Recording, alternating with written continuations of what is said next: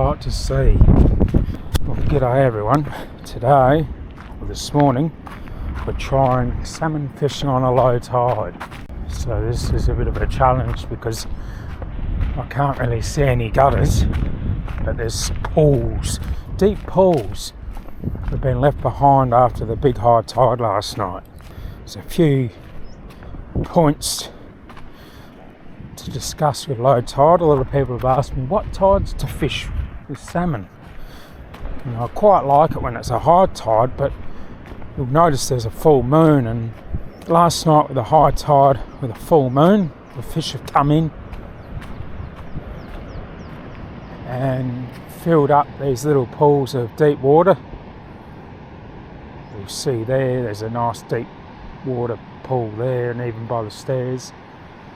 And with the full moon out, they've come in, and as the tide's gone back out, they've stayed there because of the full moon. I'm hoping that's the case today. This is as low as it gets. So any fish that are trapped in the deep pools. In saying that, we've actually got a rising tide coming in. There's a 6-hour window now, and high tide's around lunchtime.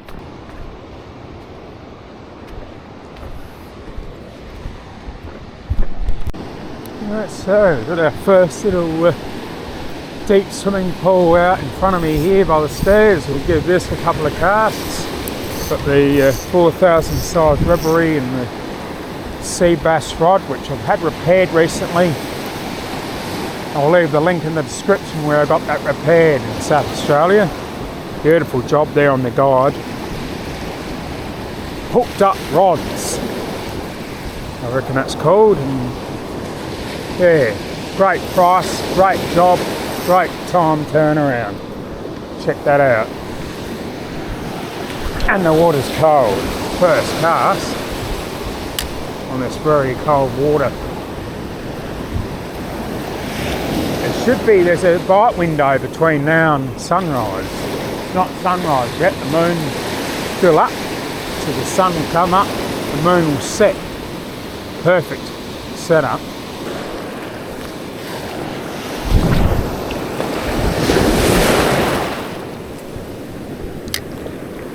Beautiful conditions again, very flat.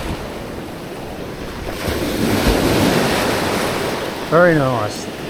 Nothing in the first pool. Let's have a look at the second pool. This is all I'll be doing, chasing little pools of water. And there's one in front of me here. I'm hoping they're trapped in over here as well. Running the 20-pound braid and 20-pound leader. A lot of people ask me what sort of gear I'm using. And 2020 is pretty good. I like my 20-pound braid and 20-pound leader for chasing salmon. The purpose of today's video is to see what the low tide can produce. Well, I've hooked my first, got off, but I had my first fish on for the day. Just fishing this little pool here. So I'm hoping it was a school of them, but it could also just be a school of salmon trout. We'll see. Didn't hit it all that hard. There's definitely fish in here. So that's one thing to keep in mind. If it's a dead low tide, this is low as it gets. Just keep an eye out on those deep pools that still remain.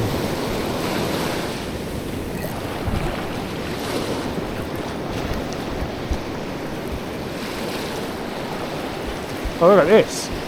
Yeah, there's a school of salmon trout right in close here.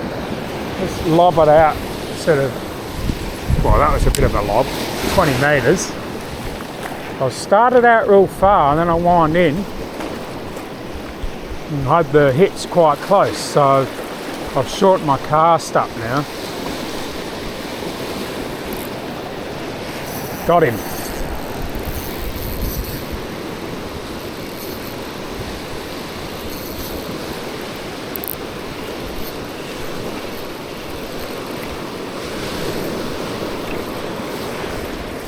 There we have it. Actually, it's not a bad salmon trout if you want to eat a whole heap of them.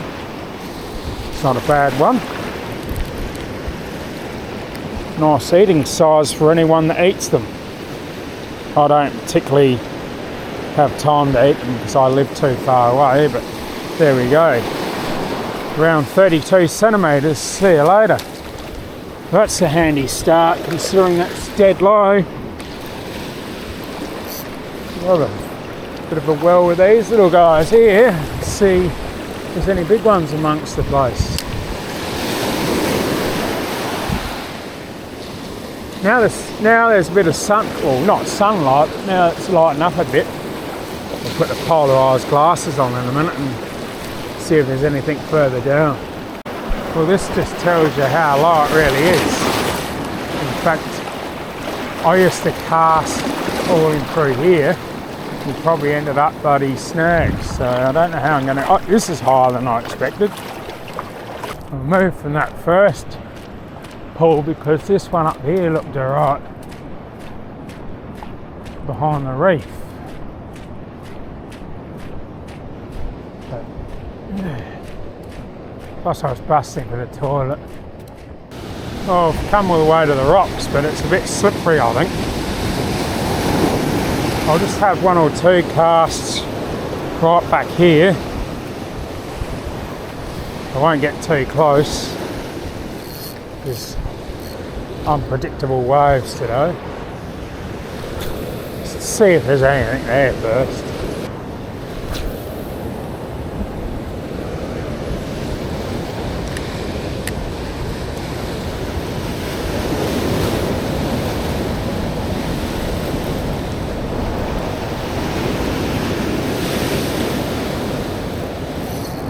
Got him.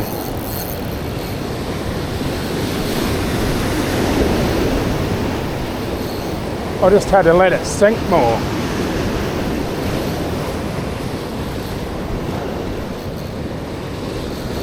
I don't think it's awfully big.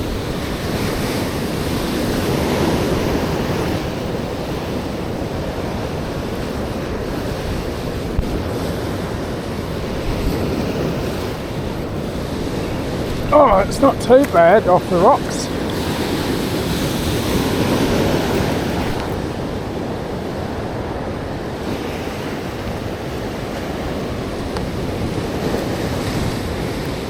Second one of the day, and it's the biggest one. I reckon it's about 33 centimetres. See you later.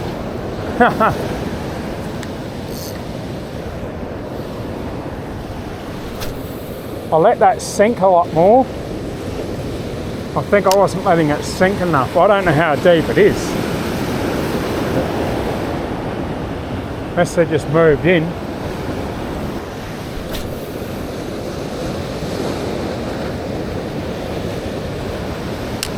I'll let that sink for quite a while. Until I can feel the ocean take the line and then I'm winding. That's what happened when I caught that fish, but whether it was just one swimming through or not. Yeah, because it's hitting the surface. As soon as I wind, I'm on the surface already. That's one thing about metals on higher ground. If I'm up high, the metal's going to swim up high. So it's keep the rod tip lower, and you must let it sink for quite a long time. Well, I might leave the rocks for now. It's a bit sketchy. It's a bit slippery, and I think you need proper rock shoes. I don't have proper rock shoes. These are slippery as butter. I got one off there. Have to go and prospect my deep pools back on the beach, I think. Well, I'm hooked on again on the beach. I've seen the birds sitting there, standing here on the beach, and I thought, oh, I'll have a cast. First cast, got one. It's only a trout again. These birds know what they're doing. In fact, I just had a look where the birds are. There's a whole heap of footsteps. So they must have had a school here yesterday or something. There we go. Whoop. That's fat, really. That's a fat trout. salmon trout. See you later. It might be worth having a look in this area then. I only just came here because those birds, look, see, hello mate. They helped me out. I seen them here and I thought, oh, maybe it's worth a fish. And it's really flattened out. Perfect. Might put something more shinier on in a minute.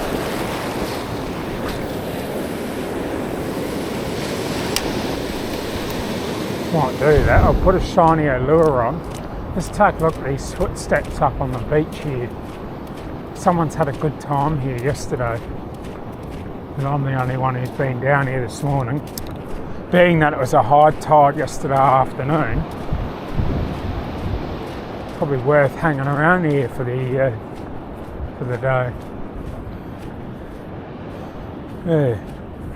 So there's a whole heap of footsteps here. There's even bait, so they've been bait fishing for salmon. So they won't be spooked of the lures.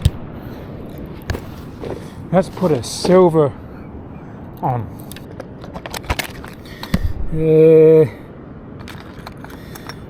Actually, that one there, stripy silver, looks good. Seems silly putting different lures on for salmon, but I just find sometimes, you know, there's a little bit of sun peeking through the clouds.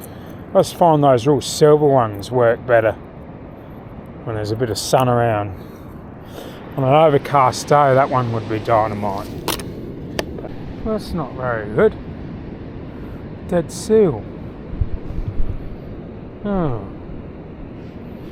poor bugger.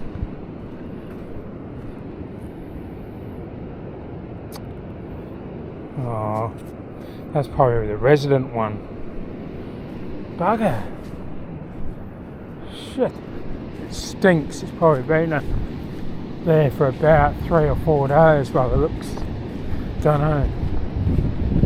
Oh, that's sad. They reckon the algae's doing nothing to them. That's bullshit. Geez, I wouldn't want to step on that in the water. That's a big puffer fish. That's the deadly ones. If you get, you know, you got your baby puffer fish. Those ones are the proper puffer fish. They could give you a lethal dose. Well, I only caught one fish out of that hole back there. Just trying to move along and see if I can find any up here again. Got a rising tide now, I think. It's starting to fill up.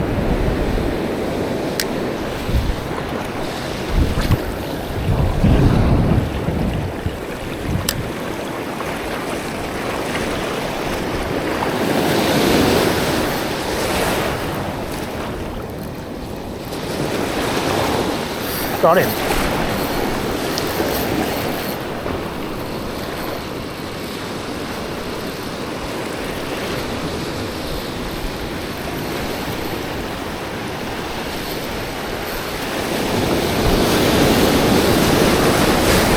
I think it might, I don't know if it's foul hook, something feels weird here.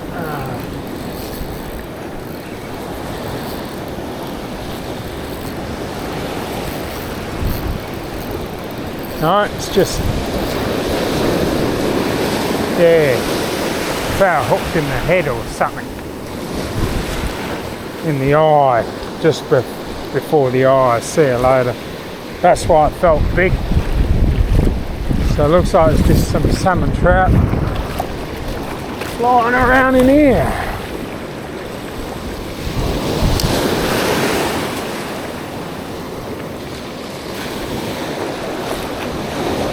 Got him on the dock.